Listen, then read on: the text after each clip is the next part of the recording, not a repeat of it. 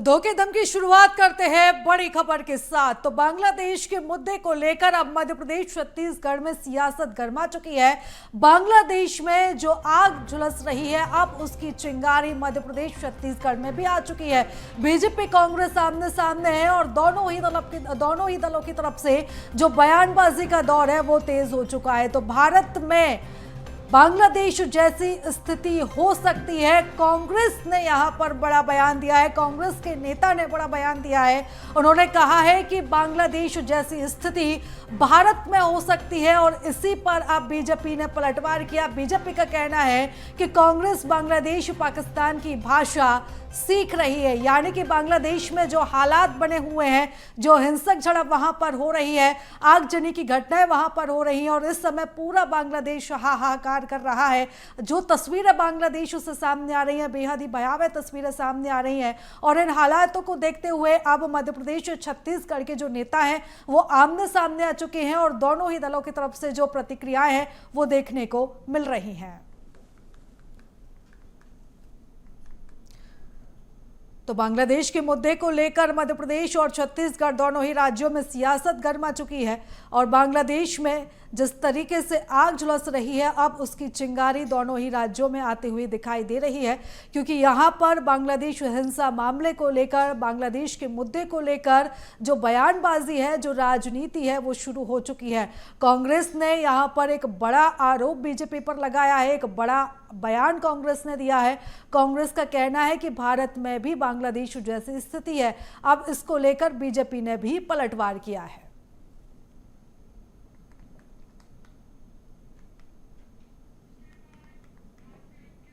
इधर कांग्रेस नेता सज्जन सिंह वर्मा के विवादित बोल भी सामने आए हैं। उन्होंने कहा कि जिस तरह से बांग्लादेश में जनता प्रधानमंत्री आवास में घुसी, 6 महीने पहले श्रीलंका में जनता प्रधानमंत्री की आवास में घुसी थी, अब तुम्हारे घर में जनता घुसेगी। एक बड़ा बयान यहां पर सज्जन सिंह वर्मा ने दिया है। उन्होंने कहा है कि जनता भ्रष्टाचार को बर्दाश्त नहीं करेगी, भारत में भी बांग्लादेश जैसी स्थिति हो सकती है। तो सज्जन सिंह वर्मा ने यहां पर बड़ा बयान दिया है, सरकार को घेरा है और उन्होंने बांग्लादेश की तुलना भारत से करते हुए कहा है कि जिस तरीके से बांग्लादेश में जनता प्रधानमंत्री की आवास में घुसी, श्रीलंका में भी जनता प्रधानमंत्री की आवास में घुसी, ऐसे ही अब जनता बीजेपी नेताओं के घर में घुसेगी, क्योंकि जनता अब भ्रष्टाचार को बर्दाश्त नहीं करेगी। क्या कुछ सज्जन सिंह वर्मा ने कहा, सुनवाते हैं। मोदी जी, अमित शाह जी, मोहन यादव और कैलाश, सुन लो, कल बांग्लादेश की जनता घुस गई प्रधानमंत्री आवास में। 6 महीने पहले श्रीलंका की जनता घुस गई थी प्रधानमंत्री आवास में।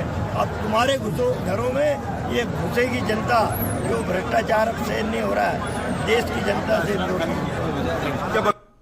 वहीं कांग्रेस के विवादित बोल पर अब बीजेपी हमलावर हो गई है। बीजेपी नेताओं के बयान सामने आ रहे हैं, क्या कुछ कहा है, सुनवाते हैं आपको। सज्जन सिंह वर्मा हो या सलमान खुर्शीद हो, किस भाषा बोलना चाहते हैं? क्या कांग्रेस आतंकवाद की भाषा बोलेगी? क्या कांग्रेस जमात इस्लाम की भाषा बोलेगी? क्या कांग्रेस के नेता प्रधानमंत्री जी का, नरेंद्र मोदी जी का घर जलाने की बात करेंगे? अरे कांग्रेस के नेताओं, भारत का संविधान दिखाने के लिए नहीं, पढ़ने के लिए। बाबा साहब अम्बेडकर के संविधान में जो लिखा है वो पढ़ो। लोकतांत्रिक परंपरा में जीता है भारत, भरोसा करता है। और इसलिए मैं कांग्रेस के नेता आदरणीय खड़गे जी से प्रार्थना करूंगा कि वो अपने नेताओं को लगाम दें और देश से माफी मांगे और भविष्य में लोकतांत्रिक भाषा सीखो।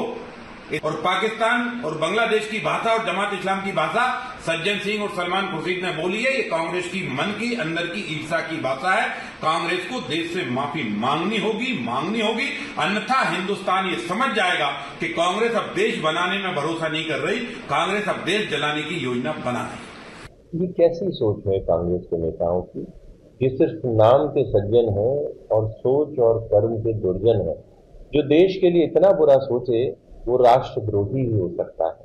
सज्जन सिंह वर्मा याद रखें, ये भारत की राष्ट्रप्रेमी जनता है जिसने कांग्रेस जैसे राष्ट्रद्रोहियों को सदैव सत्ता से बाहर रखा है पिछले 15 साल में, और स्वयं सज्जन सिंह वर्मा को इसी मानसिकता और विचारधारा के कारण इसी जनता ने हराया है।